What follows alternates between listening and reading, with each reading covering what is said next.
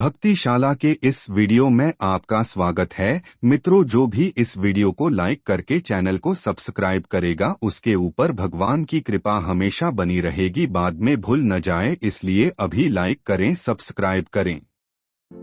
भगवद गीता में अर्जुन के पूछने पर भगवान श्री कृष्ण बताते हैं कि धरती पर जिस प्राणी में जन्म लिया है उसकी मौत भी तय है। यह एक ऐसा सच है जिसे बदला नहीं जा सकता। परंतु क्या मरने के बाद हर किसी को मोक्ष मिलता है? इसका सीधा उत्तर है नहीं। इनमें से कुछ ऐसे भी होते हैं जिनकी आत्मा सदियों तक पृथ्वी लोक में ही रह जाती है। इसका कारण है उनकी अकाल मृत्यु हो जाती है। आपने कई बार देखा होगा कि आए दिन लोग सड़क दुर्घटना या फिर किसी आपदा का शिकार हो जाते हैं और अपनी जान गंवा बैठते हैं।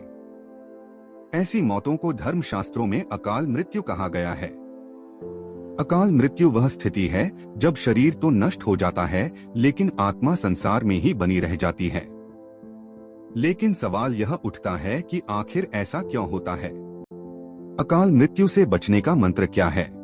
इसीलिए इस वीडियो को पूरा देखें और अपने दोस्तों को शेयर करें। ऐसे ही ज्ञानवर्धक वीडियो के लिए हमारे चैनल को सब्सक्राइब करें। तो अकाल मृत्यु का कारण अनेक जन्मों में किए गए दुष्कर्म को बताया गया है। गरुड़ पुराण में इसी प्रसंग में गरुड़ जी ने श्री हरि से यह प्रश्न पूछा था। जब वेदों में मनुष्य की उम्र 100 साल निश्चित की गई है तो उनकी अकाल मृत्यु क्यों हो जाती है? इस सवाल के उत्तर में श्री हरि बताते हैं कि यह सच है, वेदों में मनुष्य की उम्र 100 साल निर्धारित की गई है, परंतु इसमें दुष्कर्म को नहीं मिलाया गया है। यानी हर इंसान की मृत्यु तभी होती है जब उसके पास धर्म कार्यों के लिए शक्ति नहीं होती है या फिर उसका शरीर उसे धर्म कार्य करने की इजाजत नहीं देता। इसके अलावा जब कोई इंसान अपनी इच्छा से धर्म कार्यों को त्याग देता है तो पृथ्वी पर उसके जीवन की अवधि कम होती जाती है। देखा जाए तो हर इंसान का कर्म ही उसका धर्म होता है। मनुष्य की मृत्यु तब होती है जब उसके पास अपने इन कर्मों को निभाने की शक्ति या इच्छा नहीं होती।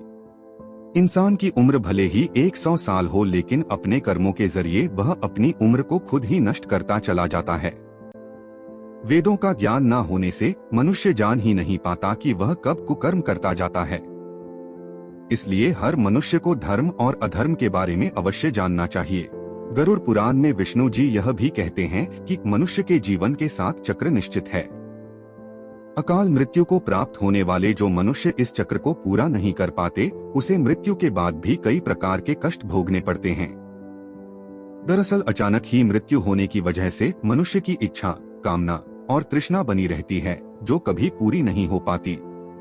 ऐसे में शरीर तो नष्ट हो जाता है लेकिन आत्मा का मोह नहीं छूटता। इस स्थिति में अकाल मृत्यु वाली आत्माएं अपने परिजनों या जीवित लोगों को कष्ट पहुंचाती है और अपनी मनोकामनाएं पूरी करने का भी प्रयास करती है। ये आत्माएं प्रेत, पिशाच योनि में कई वर्षों तक यहीं भटकती हैं। यह आत्माएं अपनी तमाम इच्छाओं की पूर्ति के लिए अंधकार में तब तक भटकती रहती हैं जब तक कि उनका जीवन चक्र पूरा नहीं हो जाता। गरुड़ पुराण में अकाल मृत्यु को प्राप्त मनुष्य की आत्मा की शांति के कई मार्ग बताए गए हैं। अकाल मृत्यु से बचने के लिए मंत्र।